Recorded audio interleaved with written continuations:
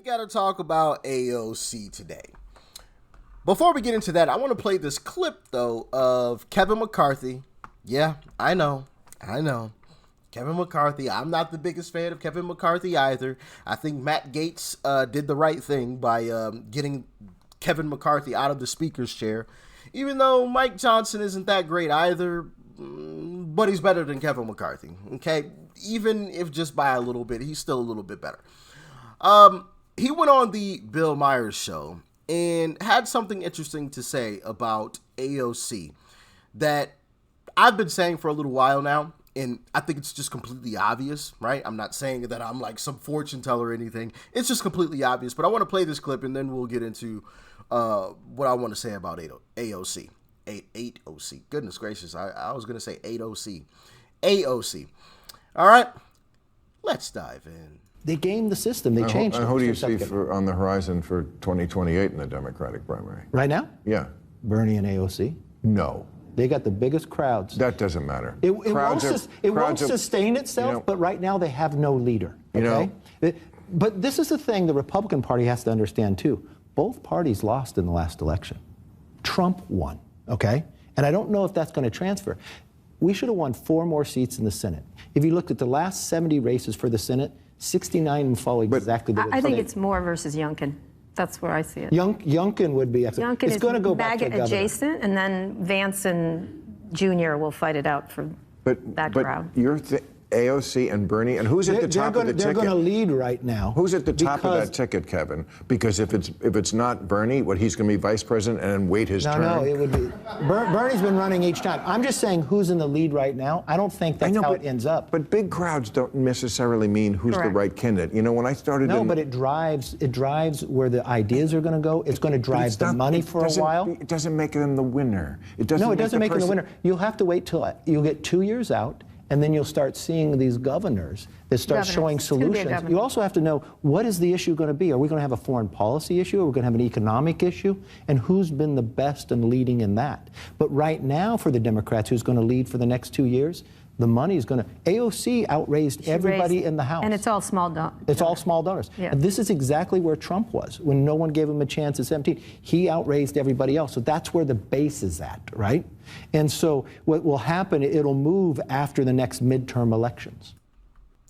So yeah, AOC and Bernie look like they're going to come out on top. Now, he did say something interesting there, and I actually agree. Both parties lost, technically. Trump won. Trump, while, yes, he is under technically the umbrella of the Republican Party, it's not the same Republican Party. It's not the same Republican Party of like the Liz Cheneys of the world, for example, because that's one famous example, especially how she was voted out. Goodness gracious. Hey, hand clap for that. We did a phenomenal job on that one. But it's not that same Republican Party. This is a new party. It might be labeled the Republican Party, but this is a completely different party because you don't have those types of people. You have more of the Matt Gaetz ilk, the Byron Donalds ilk of the world, right? The Jim Jordans of the world that aren't like the Liz Cheneys, that aren't, uniparty type folks. The Mitch McConnells are leaving as well, are getting pushed out.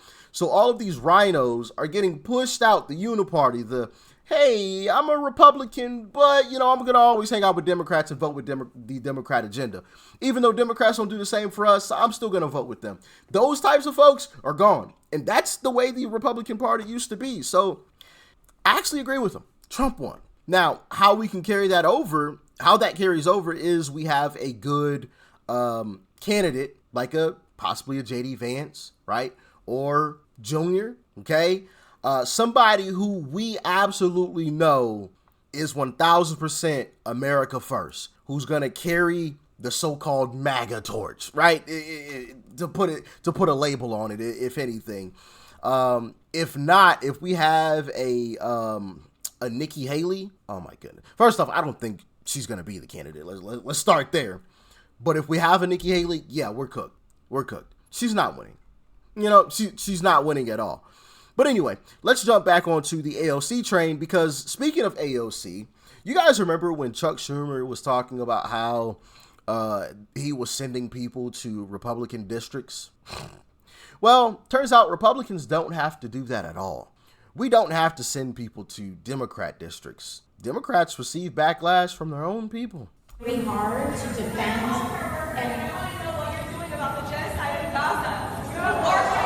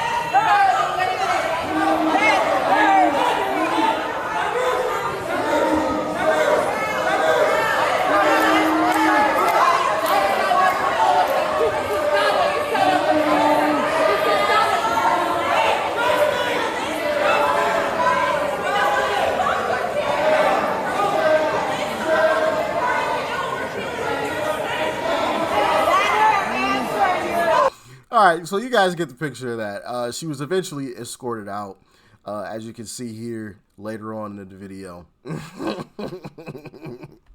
Doesn't seem like AOC is having a great time in her own district. And that wasn't a Republican sending somebody in the way that Democrats do that to Republicans to try to make it seem like, oh my goodness, these MAGA Trump voters are rebelling against the Republican Party. Like, no, stop it with the nonsense. You know, like, come on now.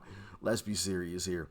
But I'm hoping that AOC actually becomes their nominee because she's the biggest hypocrite in the world. Okay, the biggest hypocrite. I mean, that's part of what the Democrat Party platform is. But you guys remember when, you know, the Democrat Party, well, I guess they're still all about it. They're all about climate change, right? Oh my goodness, the climate. We gotta save the planet. Oh no, we gotta save the planet. They're also screaming, tax the rich. The rich are terrible. We gotta tax the crap out of them. They gotta pay their fair share. And then she gets caught flying on private jets. There she is, AOC, on a private jet, a sizable private jet at that, you know, like, goodness gracious. I can't afford to fly on no private jet. AOC, you paying enough in taxes?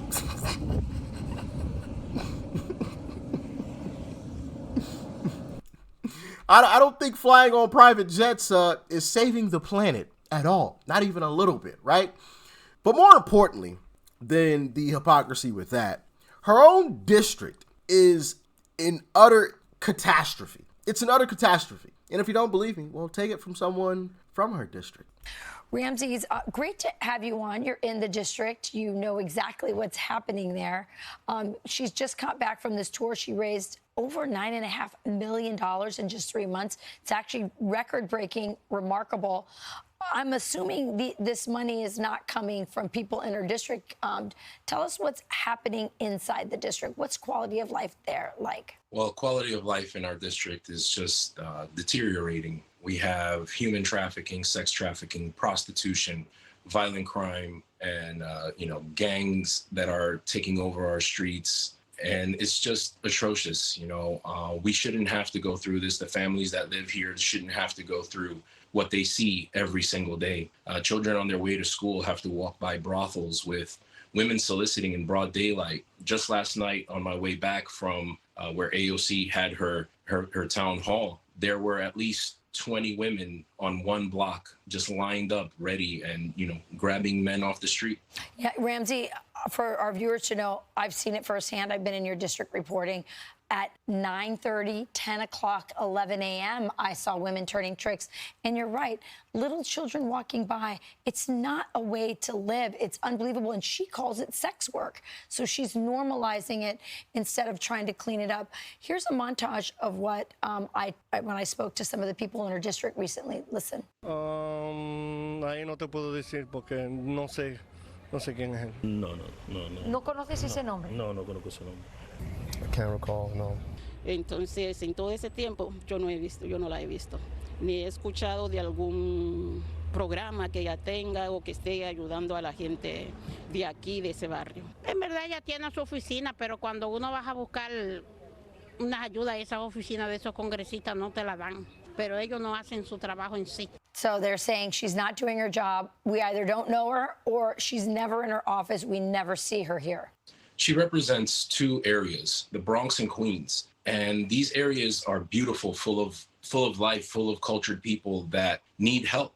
Their lifestyle is just falling apart. And with her voice, she can do so much good, but doesn't use it for good. She came over to Jackson Heights last night and, she spoke out to the crowd, and the crowd that was there feels like they were placed. She acted like, an entertainer. She was rushed out of the auditorium and, to where her car was outside, and didn't speak to anyone, didn't shake any hands. She's not here. She's acting like just an entertainer, a rock star, flying around in private jets and not really caring about the issues that are affecting our constituents. So she says she's fighting the oligarchy. It's fascinating, Ramsey. I'm surprised that there isn't anybody trying to challenge her, but I see with this big haul of money, it would be difficult indeed, but I'm really glad to hear that there's somebody like you who's out there running for city council and calling her out. So, Ramsey, you do care about your district. And yeah, so you saw that. The people that she's supposed to care about the most in her own district, they don't even know who she is. I think that says everything you need to know about AOC. It's the same situation with like a Gavin Newsom, who used to be, towards the top. Everybody thought Gavin was going to be the next guy.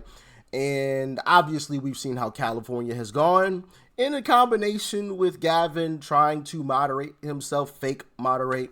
That's not where his party is, so he can't do that. He has to stay far left, but he knows, and everyone in their party knows, even Gretchen Whitmer is doing something similar. I believe Gretchen Whitmer is going to be one of the Democrats that's going to step up as well. Josh Shapiro, I believe he's going to be one that's going to step up.